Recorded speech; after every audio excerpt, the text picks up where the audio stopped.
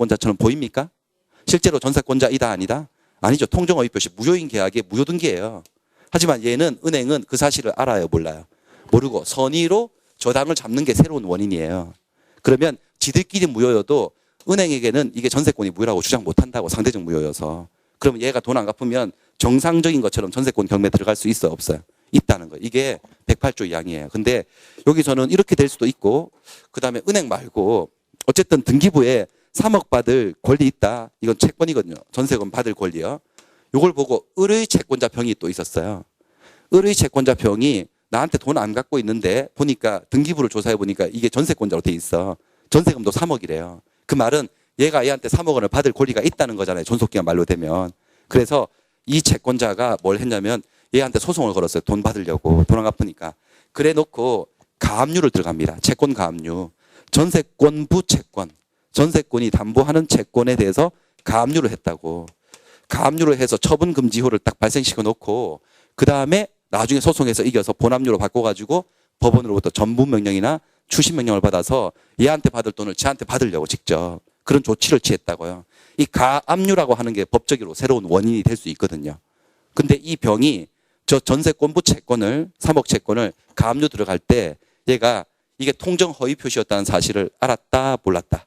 몰랐다면 지들끼리는 무효여도 이 제3자에 대해서는 있는 채권이 돼버리는 거야. 그래서 전부명령 받아가지고 쟤한테 가가지고 3억 주세요 해버리면 얘는 졸지에 돈 줘야 되는 사람이에요. 무효주장 못하니까. 그런 얘기입니다. 자, 가장 전세권자의 전세권부 채권을 뭐 한 자? 가압류한 자. 새로운 원인을 가졌어요. 108조 양을 제3자 맞아. 자, 가압류 거기다가 뭐 체크를 좀 해보시고 3번 거기다가는 저당권 동그라미 쳐보세요. 3번에는 저당권. 그 다음에 4번에는 두 번째 줄에 가등기 거기다 동그라미 쳐보세요. 5번에다가는 끝부분에 가압류 거기다가 체크를 해보세요. 제가 지금 똑같은 원리인데 지금 저당 잡고 가압류하고 가등기하고 전부 다 새로운 원인들이죠. 그 앞에 있는 건 헛개비들이거든요. 헛개비라도 헛개비라고 주장 못해요. 저렇게 한 사람들에 대해서는요. 자, 3번, 4번 묶어서 한번 설명해 볼까요? 둘 다 뭐라고 돼 있죠, 여러분들? 출발은 가장양수인 이렇게 돼 있죠. 가장양수인. 가장은 가짜라고 생각하시면 되겠어. 가짜. 진짜로 양수했어. 가짜로 양수했어. 가짜로. 매매를 하긴 했는데 매매 계약서가 있는데 가장 매매예요. 허위로 매매해가지고 얘 앞으로 등기를 맞춰 놓았으면 그러면 어떻게 되는 거죠? 지들끼리는 매매도 무효, 등기도 무효. 얘 소유권자이다 아니다? 아니지만 외관상 소유권자처럼 보이고 있습니까? 그래서 제3자들이 뭘 했는지 보세요. 거기에 누군가 병이 여기에 뭐를 설정받았다는 거죠? 저당권. 을이 소유자인 줄 알고 을에게 돈 빌려주고 저당 잡았다는 얘기예요. 선의로. 새로운 원인인가요? 아닌가요? 새로운 원인이죠. 저당권 설정 계약. 그 다음에 또 4번 같은 경우는 이 가장 양수인으로부터 얘 소유물인 줄 알고 병이 정이라 그럴까요? 정이 매매 계약을 체결하고 소유권 이전, 청구권 순위 보존을 위한 뭐 해뒀다는 거죠? 가등기. 이것도 새로운 원인이에요. 저당권 등기도 새로운 원인이고. 그러니까 얘가 저당 잡을 때, 얘가 가등기 할 때 이게 허위 표시로 얘 집 아니라는 것을 얘들이 뭐 했다면? 몰랐다면 얘들한테는 진짜예요, 이거. 진짜기 때문에 저당권 실행 경매에 들어갈 수 있습니까? 없습니까? 있고, 그 다음에 나중에 본등기 요건 갖춰지면 본등기 해가지고 소유권 가져올 수도 있고, 그렇습니다. 새로운 원인들. 그다음 5번은 가장행위에 기한 근저당권부 채권을 가압류를 했다. 가짜로 돈 빌려준 거예요. 갑이 을에게 돈을 빌려준 적이 없어요. 근데 허위로 차용증을 하나 만들었어. 1억 채권이 있다고 둘이서 짜고 만들고 그 다음에 갑 소유 부동산에 저당권도 설정을 받는 거예요. 다 가짜예요. 왜 이렇게 했냐면 갑이 앞으로 큰 사업을 벌일 건데 채권자들이 막 생길 예정인 거거든요. 그러니까 친구하고 짜고서 더 빠른 채권자를 하나 만들어 놓는 거예요. 우선 채권자를. 그래서 저당권도 딱 가짜로 만들어주고 사실은 갑은 얘한테 돈 빌린 적이 없어요. 허위로 해가지고 저당권 하나 만들어 놓으면 나중에 내가 사업하다가 잘못돼가지고 다른 채권자들이 집행 들어와도 얘들보다는 얘가 순위가 빠르기 때문에 얘도 법원이 속아 넘어가면 배당 받을까 안 받을까? 받겠지. 저당권자니까. 그 돈 받아 챙기려고 하는 거예요, 갑이. 가짜 채권에 가짜 저당권이에요. 그쵸? 근데 등기할 때 가짜라고 등기해요, 안 해요? 안 하니까 외관상 진짜처럼 보이고 있습니까? 그래서 이 저당권이 뒷받침하는 채권을 또 을의 채권자 병이 채권을 가압류 들어갔다는 거죠. 이 가압류는 새로운 원인인가요? 아닌가요? 새로운 원인이에요. 그래서 이 가압류를 한 사람에 대해서는 저게 무효였다고 대항 못하고 있는 채권으로 취급된다는 얘기입니다. 그런 얘기입니다. 그 다음에 2번은 제3자를 위한 계약에서 제3자를 위한 계약은 이런 거거든요. 갑이 가장 간단한 게 갑이 을에게 집을 팔고 1억 원으로 매매를 했으면 1억 원을 얘가 받아야 될 거 아니겠어요. 매도인이 1억 원의 대금 채권자가 되는 게 정상입니까? 매도인이 1억 받는 게 정상인가요? 그런데 얘가 요청을 하고 요약자라 그러죠. 얘가 승낙을 해서 얘가 받을 돈을 병에게 주기로 한 거예요. 제3자에게. 그래서 물어봤어요. 돈 받을래? 갑이 나한테 집 팔더니 너한테 돈 주라 그러던데. 그랬을 때 얘가 받겠다라고 하면 대금 채권이 얘한테 생겨버려요. 1억 매매 대금 채권이. 원래 누구 채권인데? 매도인 갑의 채권인데 얘한테 생겨버린다고요. 근데 이 사람은 이게 가장매매였거든요. 둘이서 짜고 한 가장매매였으니까 효력이 없으니까 원래 채권이 생기지 않는 거예요. 근데 얘는 수익의 의사표시를 돈 받겠다고 할 때 모르고 했다는 거예요. 모르게 했다 할지라도 얘는 쟤들하고 질이 달라요. 얘들 보세요. 얘들은 저당권 설정 계약하고 가등기하고 매매하고 저당권하고 가압류하고 막 했죠. 근데 얘는 요 매매 계약상의 채권을 그냥 돈 받겠다고 그 말만 했을 뿐이지 자기만의 고유한 새로운 원인을 갖춘 자가 아니기 때문에 얘는 선의로 수익의 의사표시를 했다 할지라도 얘는 108조 2항의 제3자가 아니에요. 그러니까 나중에 돈 받으러 갔을 때 을은 이거 가짜였다라고 주장해서 돈 못 주겠다고 주장할 수 있어요. 얘는 보호 못 받는다는 소리예요. 선의의 제3자로서. 새로운 원인을 가진 게 아니고 그 매매대금 채권 자체를 직접 가진 사람이기 때문에 그렇습니다.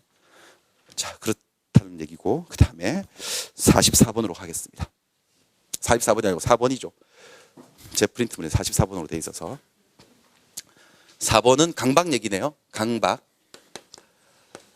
강박 이건 어디 있을까요? 찾아보세요. 어디서 나온 걸까요? 의사표시에서 나온 거예요. 4번도 의사표시 나왔어요. 지금 통정 허위표시 하나 나왔죠. 강박에 한 의사표시도 나옵니다. 근데 이게 강박이 4번에만 엮인 게 아니고 2번에도 목적에도 엮여 있는 논점이 많은 거예요, 이게. 자, 강박은 몇 가지 조문들하고 연결되어 있는 쟁점이 있는데 첫 번째는 103조. 103조가 뭐죠, 여러분들? 반사회질서 법률행위예요. 법률행위의 뭐가? 내용이 선량한 풍소, 기타 사회질서에 반하면 그 법률행위는 뭐다? 무효다. 법률행위 내용이 이겁니다. 목적입니다. 똑같은 말이죠. 반사회적이면 무효다. 첩계약 같은 거 무효다. 그랬을 때 여기 쟁점이 뭐냐면 강박당해서 이루어진 법률행위. 협박을 당해서 한 계약은 반사회적 계약이냐 이거예요. 강박에 의해서 이루어진 법률행위는 반사회 질서의 법률행위인가요? 아닌가요? 아니다. 강박당했다고 해서 반사회 질서의 법률행위가 볼 수는 없다. 반사회 질서의 법률행위란 법률행위가 성립하는 과정에 불법적인 강박이라는 수단이 사용된 경우를 얘기하는 게 아니고 법률행위에 뭐가 반사회적일 때 내용, 첩계약처럼 그 계약의 내용을 보고 판단하는 것이지 뭐 협박을 했느냐 안 했느냐 그걸 보고 판단하는 것이 아니어서 강박당했다고 해서 반사회 질서의 법률이라고 판정할 수는 없다. 들어보셨죠? 그게 2번에 있죠. 2번인가? 자, 보겠습니다. 2번. 법률 행위가 성립하는 과정에 계약이 체결되는 과정에 강박이라고 하는 불법적 방법이 사용된 데 불과한 때에는 반사회 질서의 법률 행위라고 할 수가 없다. 맞죠? 이거 103조 논점이에요. 그 다음에 107조 논점이 있죠. 107조는 뭐냐면은 진위 아닌 의사표시, 비진위 표시예요. 비진위 의사표시. 그럼 비진위 의사표시를 아주 쉽게 느끼는 방법은 뭐라고 그랬죠? 이거 뭐라 그랬어요? 비진위 의사표시가 쉽게 우리가 하는 말로 뭐죠? 뻥이에요. 그렇죠? 거짓말이에요. 비진위 의사표시가 뭐라고 이해하시면 된다고요? 거짓말이죠. 거짓말. 뻥. 세 글자로 하면 거짓말. 한 글자로 하면 뻥. 두 글자로 하면 개뻥이에요. 뻥 치면 어떻게 되냐? 법률관계에서 계약하는데 뻥 쳐도 효력이 있어요? 없어요? 자, 의사표시는 자기의 진위가 아닌 걸 스스로 알고 뻥 쳐도 책임지는 게 원칙. 유효한 게 원칙. 근데 상대방이 그게 뻥인 줄 거짓말이었음을 알았거나 알 수 있었을 때는 그 상대방에 대해서는 책임을 안 져도 되죠. 무효죠, 이게. 그런 얘기인데 그런데 강박당해서 한 의사표시요. 내가 자동차를 주기 싫은데 자꾸 칼 들고 설치는 거예요. 협박을 하고 쫄아가지고 주겠다고 의사표시했을 게 그게 비진위 의사표시인가요? 아닌가요? 그게 거짓말인가? 주겠다는 말이? 아니죠. 쫄아가지고 참말로 한 거예요. 거짓말로 한 거예요. 참말로 한 거예요. 그거는. 그러니까 강박에 의해서 이루어진 의사표시는 뭐가 아니다? 비진위 의사표시가 아니다. 이것도 하나의 큰 쟁점이죠. 시험에 엄청 잘 물어보고.